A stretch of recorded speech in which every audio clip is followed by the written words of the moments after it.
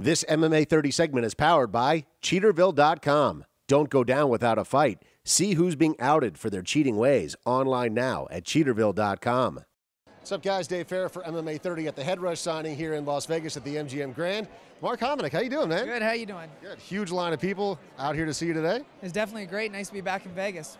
Yeah, I was just up in Toronto for UFC 129, co-main event. Let's start by talking about that. 55,000 people, biggest crowd ever for the UFC in North America. What was it like for you fighting in your hometown in front of that many fans? You know, it was kind of surreal, but basically it was the last 15 years of my life in that ring. You know, like I had worked so hard and so many years, you know, kind of in the dark, and now to be able to fight in front of my home province, 55,000, record selling, fighting for the world title, you couldn't paint a better picture. You know, definitely the tail end, I would have liked to get a little bit more time and finish him off, but, you know, he deserved the win. Interesting that you put it that way. You just needed a little bit more time to finish him off. There in the 5th round, how close did you think that you were to finishing him? You know what, I don't think the punching power was there at the end, so that's why I kept trying to attack his body and make him want to quit. You know, like I hit him a couple flush shots in the chin, and, you know, it kind of rocked him back, but they weren't going to put him out, so that's why I kept attacking the body and making him want to quit. And I should have passed the guard, I think, but, I mean, it's easy to say things after the fact. You know, I laid it on the line and just came up short. Now, you had what was basically a child growing out the side of your face that night. What did that feel like? You know what, I thought it was a cut. You know, I didn't even know how to bump. You know, after the fight. Dude, it was more than a bump. A little goose egg. Yeah, a little bit of goose egg. No, but like after the fight, I had ice on it for 2 hours, and I went right down. Obviously, I had some swelling in the face and a pair of black eyes for a couple weeks, but, you know, it was definitely looked a lot worse than it was. But in the fight, I just thought it was a cut, so I was more concerned that they were going to stop the fight due to that.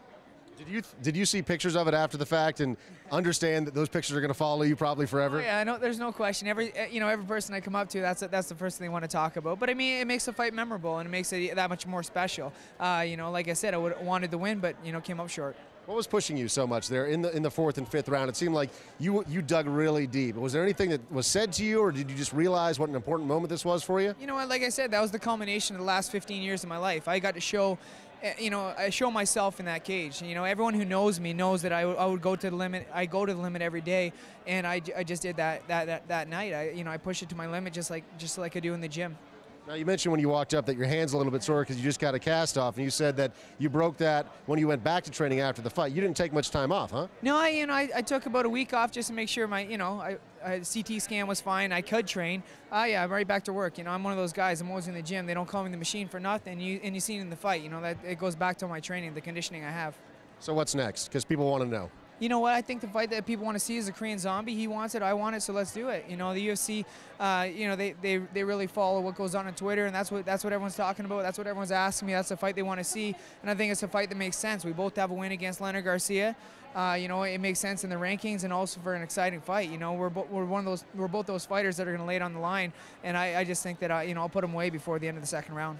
And final thing for you, looking back on your performance that night, it was a great performance, no matter what the outcome was. How much do you think that your stock rose that night by putting you on the map as more than just the guy that's fighting Jose Aldo, but really as a guy that is going to go out there and perform every time? For sure. Like, you know, I was a 5-1 underdog, and I've been a 5-1 underdog before and came out on top in my first fight, UFC 58, against Steve Edwards. So, you know, I thrive in those situations. I love proving people wrong, and being in the underdog situation is a lot easier than being the major favorite. But now, you know, people are going to remember who I am, and now I have to go out and prove it in my next performance. Can't wait to see you again, man. Appreciate that. Thank you. This MMA 30 segment was powered by Cheaterville.com. Don't be the last to know. Log on to Cheaterville.com and search your significant other now. And while you're there, search for your own name in the Cheaterville database. It's free and it's online now at Cheaterville.com.